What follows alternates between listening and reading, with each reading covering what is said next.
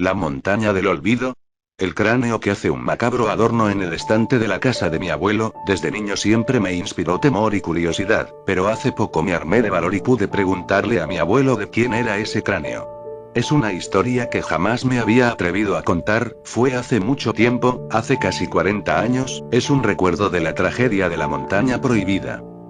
Le contesté. Ya me habían contado relatos de esa historia, un grupo de jóvenes excursionistas creyeron que era una buena idea desafiar las leyendas y fueron a acampar a esa montaña, y nunca se supo nada más de ellos excepto de un sobreviviente que tuvo que ir a un centro de rehabilitación mental. Eso es solo una parte de la historia, me reprendió, la verdad tuvieron un fin más desastroso de lo que tus peores temores pueden imaginar, luego me contó la historia.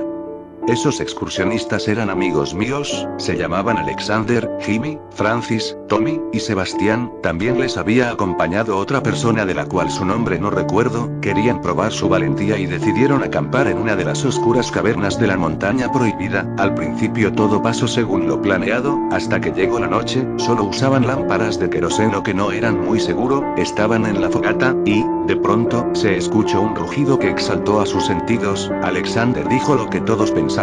Será mejor investigar de dónde vino ese sonido, porque quizás ese lobo, puma o lo que sea nos venga a atacar desprevenidos mientras dormimos.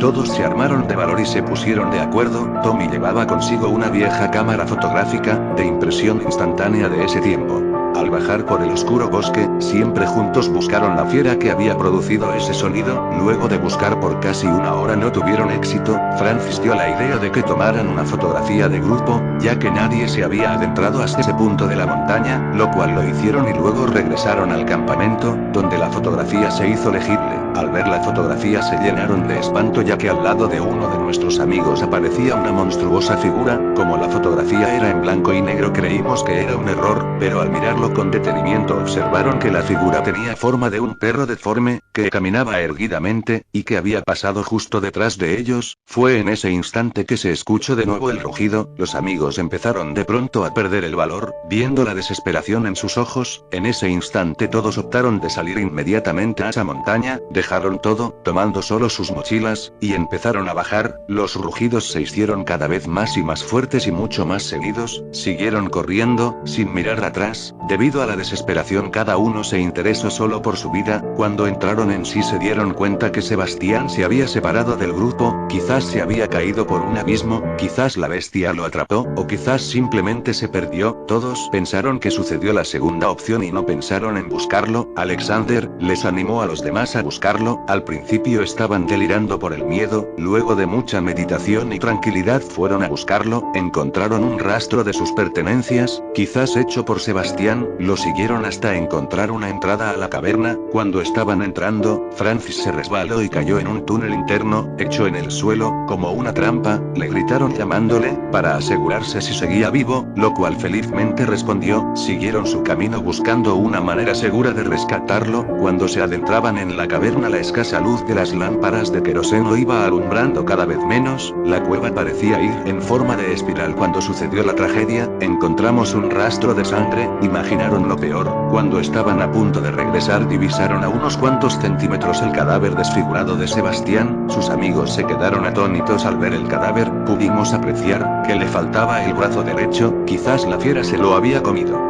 Luego escucharon los gritos de auxilio de Francis, seguido de los rugidos de la fiera, sin pensarlo fueron a buscarlo, pero cuando lo encontraron ya era demasiado tarde, había sido asesinado, su cuerpo mostraba heridas en los brazos, signo que había puesto resistencia, esta vez observaron que le faltaba la pierna izquierda, los que los hizo pensar que tal vez no era una bestia sino un asesino, pero los rugidos.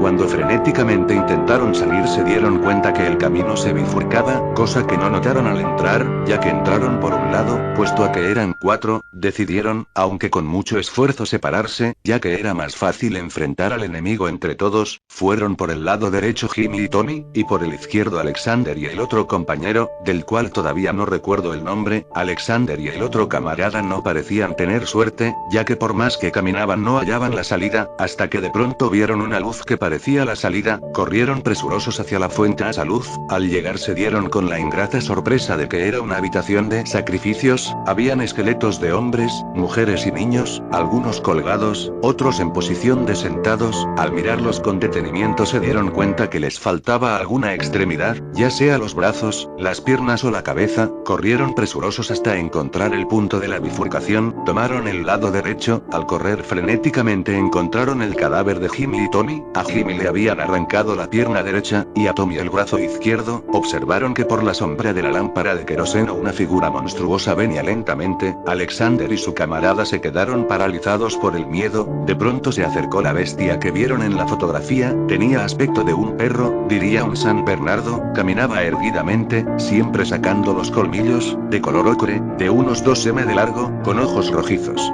Ante los ojos de Alexander y su compañero la bestia se convertía en una persona, parecía un chamán. Tenía el brazo derecho de Sebastián, el brazo izquierdo de Tony, la pierna derecha de Jimmy y la pierna izquierda de Francis. Sin decir nada sacó de su capa una especie de espada, la arrojó y cortó la cabeza a Alexander. Fue entonces cuando se dio cuenta que era una especie de hechicero inca que se ponía las extremidades de otras personas para alcanzar la inmortalidad. Luego se dirigió al excursionista y le dijo: «Solo me basto con eso, eres libre de ir». El camarada sobrante, luego de salir del enloquecimiento y entrar en sí, salió corriendo con las escasas fuerzas que le quedaban. Después de escuchar esto entendí que el excursionista que sobrevivió fue el que estuvo en el centro de rehabilitación mental. ¿O no fue así, Alexander?, exclamó mi abuelo dirigiéndose al cráneo del estante. ¿Recuerdas ese día cuando éramos jóvenes y nos diste la idea de acampar en aquella montaña?